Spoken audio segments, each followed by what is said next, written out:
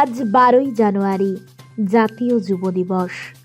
এই যুব দিবসে যুগাবতার স্বামী বিবেকানন্দের জন্মতিথির স্মরণ দিবস। জাতীয় যুব দিবস উপলক্ষে সকাল থেকেই ভক্তের ঢল বেলুর মঠে।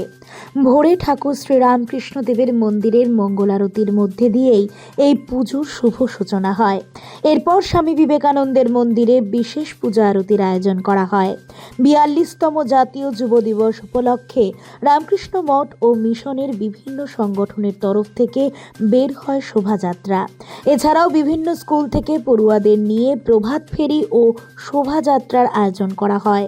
এমনকি দিনভর বিশেষ অনুষ্ঠানের মধ্যে দিয়ে ধর্মসভারও আয়োজন রয়েছিল।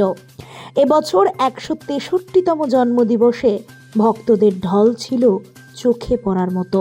হ্যাঁ, আজকে জাতীয় যুব দিবস 12ই জানুয়ারি, বিবেকানন্দ জন্মদিন, স্বামী বিবেকানন্দের জন্মদিন আজকে। সেই উপলক্ষে তার জীবন যাত্রা ঘুরে দেখার জন্য আমাদের এখানে আনা হয়।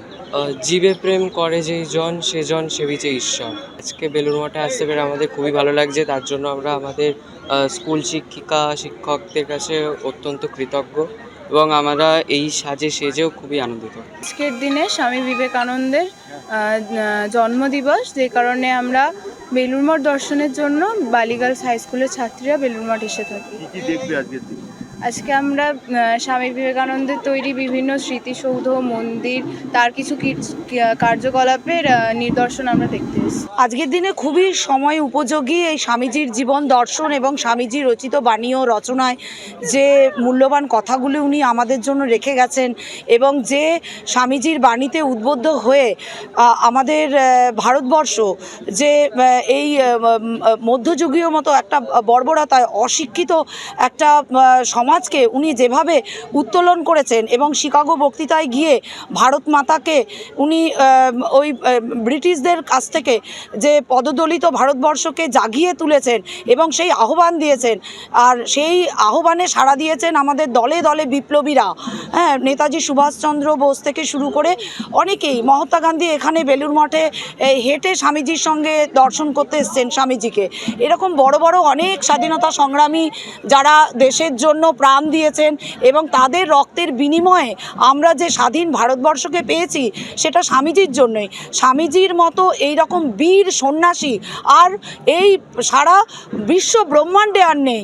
যে আমরা অনেক যে সুকৃতি সম্পন্ন আমরা ভারতবাসী এবং আমরা অনেক ভাগ্যবান যে আমরা এই ভারত ভূমিতে আমরা জন্মগ্রহণ করতে পেরেছি এবং স্বামীজির এই জন্মস্থান তথা কর্মস্থান এই বেলুড় মঠকে স্বামীজি একটি যে মেশিন বসিয়ে দিয়ে গেছেন এবং স্বামীজি বলেছেন যে যে কোনো উপায়ে হোক তোরা এই মেশিনে ঢুকে যা এবং আমি যা করে গেলাম সেই ছাঁচে জীবনকে গঠন করে নে।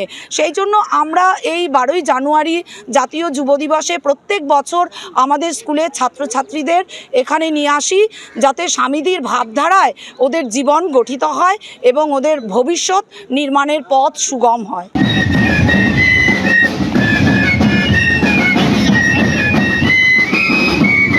নোবেল বাংলা।